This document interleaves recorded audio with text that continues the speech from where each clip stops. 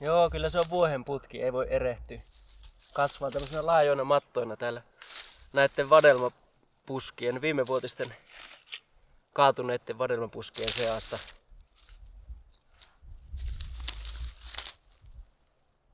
Ollaan täällä Pohjois-Karjalassa siinä vaiheessa kevättä, että nämä on tässä jo viikon pari täältä noussut. Mukavan kylmä kevät, niin ei ole vielä venähtänyt nämä vuohenputket. Tässä on hyvin aikaa kerätä näitä. Tää on vanha luostarivihannes. Vieraslajiksikin on haukuttu, mutta ihan mahtava ravinnonlähde. Ehtymätön.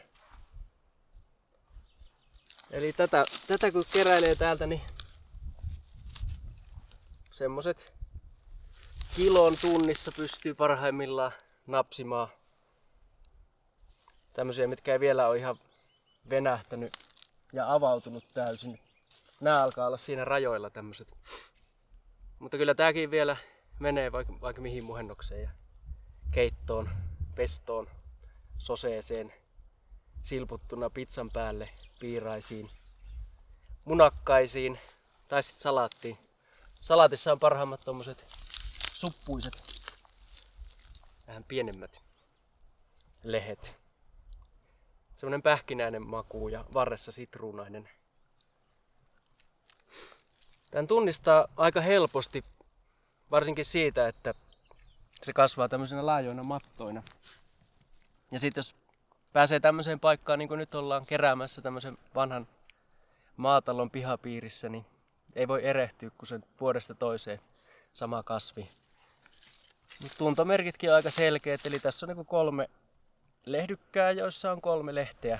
Eli toistamiseen 3-sorminen on tuo lehti, 3x3, hyvä muistisääntö. Ja sit varsi on aina tämmönen kourumainen, eikä ole ontto. Mutta tietysti kannattaa olla tarkkana. Näissä on näitä näköislajeja myrkyllisiäkin putkissa, niin kuin myrkkykatko ja myrkkykeiso. Ne on hyvin erilaisia, mutta tietysti tässä taimivaiheessa kannattaa olla tarkkana.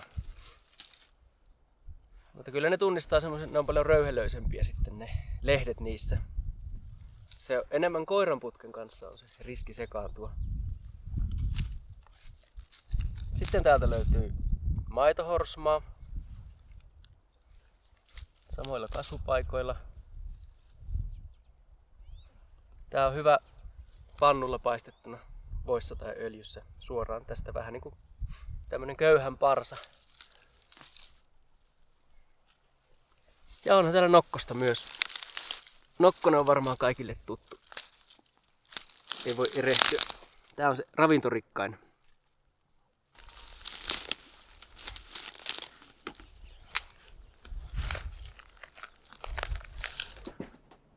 Tämmöiset paikathan on parhaita, tämmöiset maatilat tai omat pihapiirit, mutta omalta takapihalta kaupungissakin löytyy tai puistoista tai metsistä. Mutta silleen vaan, että kaukana liikenteen saasteista. Ja ehkä myös niistä puistoissakin kannattaa vähän kauemmas siitä polulaidasta mennä, jos on koiran ulkoiluttaja ja muuta. Niin sitten kerätä sieltä, missä ei ole koirat käynyt. Ja nokkosen kanssa, tämähän kasvaa rehevillä paikoilla ja sitten monesti jossain huussin perällä ja tässäkin kanalan vieressä, niin täällä tätä on. Niin sitten kannattaa vähän silleen tarkkailla, ettei keräisi. Niissä on nitraatteja kertyy semmosissa paikoissa, missä on huussijätettä ollut. Et jos se epäilyttää sitten se keruupaikka, että on rehevät nokkoset, mutta tekisi mieli kerätä silti ja että tietää, että siinä nyt ei vähän aikaa ollut mitään huussia, niin odottaa 3 aurinkoista päivää, niin sitten ne nitraatit muuttuu harmittomaan muotoon. Tää on hyvä tää nokkonen tässä vaiheessa, kun se on just noussut täältä maasta. Voi käyttää vielä varsineen ihan kokonaan. Nää nyt on pikkasen jo venähtänyt, mutta ei kuitenkaan niin isoja. Varret on vielä ihan käytettäviä, voi tehdä vaikka nokkospeston. siementen, valkosipuli ja öljyn kanssa ja sitruunaa laittaa siihen. Sitten kun se on semmoinen 25 senttinen, niin sitten kannattaa ruveta keräämään sitä niin kuin kuivattavaksi. Silloinkin voi kerätä varsineen ja ripustaa vaikka katonrajaa kankaan väliin tai saunan lauteille kuivumaan, mutta sitten kun ne on kuivunut, niin sitten riipii ne varret niistä pois. Silleen vähän isompaa nokkosta kun kerää kuivattavaksi, vaikka kesäkuun alussa täällä Karjalassa. Se olisi se ajankohta. Niin tosi nopeasti saa paljon kerättyä. Mutta ravintorikkaanahan se on tässä heti alkukeväästä. Että sopii hyvin vaikka pakasteeseen. Voi pakastaa ihan tuoreena, kun sulloo vaan pakastepussiin. Tiiviisti, siinä on sen verran kosteutta tässä nuoressa tanakassa nokkosessa, että se pakastuu semmosenakin aika hyvin. Tai sitten voi ryöpätä, niin se säilyy vielä kauemmin pakkasessa hyvänä. Tai sitten voi hapattaa. Jes, täällä on voikukat nousee. Ja pieniähän nämä tässä vaiheessa vielä on. Mutta ehkä tälleen ensimmäiset keruupäivät en tarvii vielä niin paljon ajatella sitä säilymistä, että nämä kannattaa syödä suoraan, kun tarvii talven jäljiltä kaikkia ravinteita. Ja näistä voi tehdä salaatteja. Nyt jos ensin syö niitä oikein silleen, että saa itsensä kuntoon ja sitten alkaa miettiä sitä säilymisoperaatiota. Meillä on nyt tässä jo salaattiin vuohenputki. Maitohorsmat voi paistaa pannulla ja sitten nokkosista voi tehdä sen valkosipulipeston. Ja sitten nämä menee kans salaattiin hyvin. Sitruunan kanssa vielä toi karvas maku taittuu. Mutta sehän on vaan hyvä se karvaus niin ravinteiden kannalta. Se tarkoittaa, että siinä on paljon puhdistavia ominaisuuksia. Ja täällä on kans tämmönen aikamoinen pommi on sitten tässä koivun silmu. Niitäkin sinne salaatin sekaan vaan tai leivän päälle. Niin.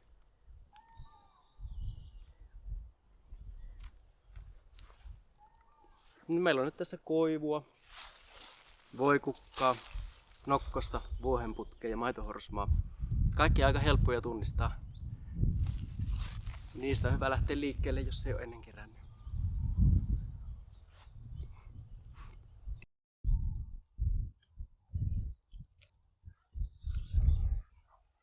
Näitä puitten silmuja kun kerää, niin kannattaa muistaa, että ei kuulu joka miehen oikeuksiin.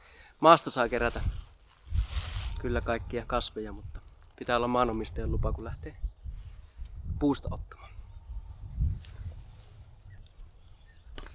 Mutta eipä se siitä.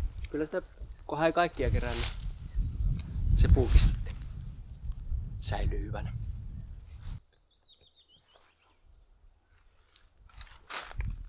Nämä pihlajan silmut aika jänniä. Se on sellainen karvasmantelin maku. Voi käyttää vaikka sitten jälkiruokakastikkeissa tai leivonnassa. Mutta on näistä pestoakin tehty. Semmoista öljystä. Ja hyvältä se siinäkin maistuu. Mutta tää on tosi mielenkiintoinen tää maku. Mausteinen.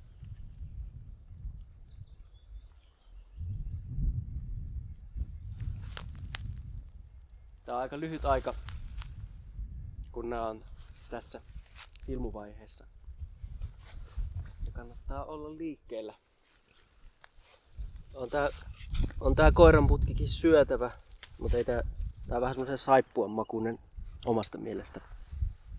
Ja tässä on sitten se enemmän sitä riskiä, että sekoittaa niihin myrkyllisiin putkiin. Mutta kyllähän tän sitten isona kyllä tunnistaa omaksi itsekseen, kun se kasvaa isoksi se putki siinä ja tulee ne isot sarjakukat siihen. Mutta oman maun mukaan